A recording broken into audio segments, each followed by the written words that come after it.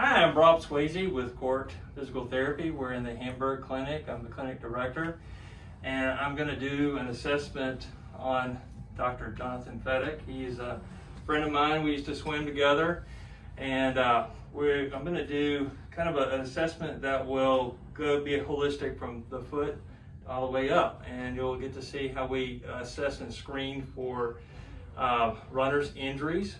I do want to say that KORT is a sponsor of Ironcology. We're into our 6th year, and I love doing it. I only do the swimming part. I'm not a big runner, but I just like to watch people run. So let's do it. The thing I do when I'm assessing a runner, I like to start from bottom up. So we'll look at his feet, and something that just jumps out with Jonathan's foot is he is very flat-footed or pronated, especially on the right. And he's already shared with me he has some orthotics that looks like they're custom made here, but that would help him. If you'll raise your right foot up for me. I like to see how do these orthotics change his foot posture. And the body weight that we have when we run is pretty high. So when you land, the orthotics help some, but it's not correcting all of the foot posture that is abnormal. So they can help, but it doesn't always take care of the whole problem. So that's why we look at other issues that we can change besides just an orthotic. Another thing I'll do is I like to look at the toe. If you can just relax your other toes, I'll lift up. How well does this toe lift up when he is standing? The reason why that's important is when you're running, your toe has to bend like that. If it's stuck, then that affects the whole chain of your ankle and the knee and then up in the hip. So big toe mobility is very important. Jonathan, if you'll just squat for me, as low as you can go and as slow as you can go, okay? Now, come back up. Now, what I'm looking for is, what is he using? Is he using his quads or his glutes? If he really, when he squats and he shifts his weight backwards, I know it's more glute. If it's more forward, it's more quads. So he's doing a pretty good job of almost like he's sitting in a chair. I'm also looking at how well his knees are staying straight in line. So if you kind of think about a headlight of a car, are the headlights going straight towards me? Are they turning in? Are they turning out?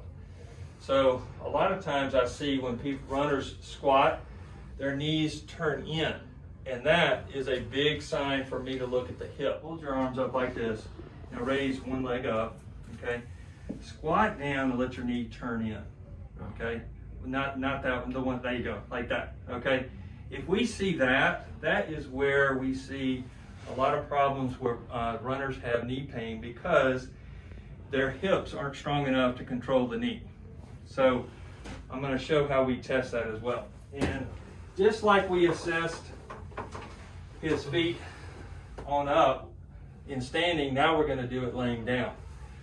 So if I pull his foot towards here, I'm going to measure, I have a goniometer, I'm going to measure how well his, what we call ankle dorsiflexion is, okay? So if normal dorsiflexion can be between 15-20 degrees, okay? So if his foot is like, can you pull it any more than that? Okay, so he's at 9, all right? I would call that tight. That is just the gastrocnemius muscle is what I'm testing. Now I'm going to test the soleus muscle, which doesn't attach to the knee. So let's see what this does. So he's got even like, he can't even get, he's at 0. Is this the calf that hurts? Yeah. Okay, so he actually has some calf pain in this foot, or in this calf, and that would be a possible reason why he is having this problem, because he doesn't have the range of motion. Usually with runners, the gastrocnemius muscle, which is right here, is not the culprit of pain because it attaches to the knee. It's actually the soleus muscle.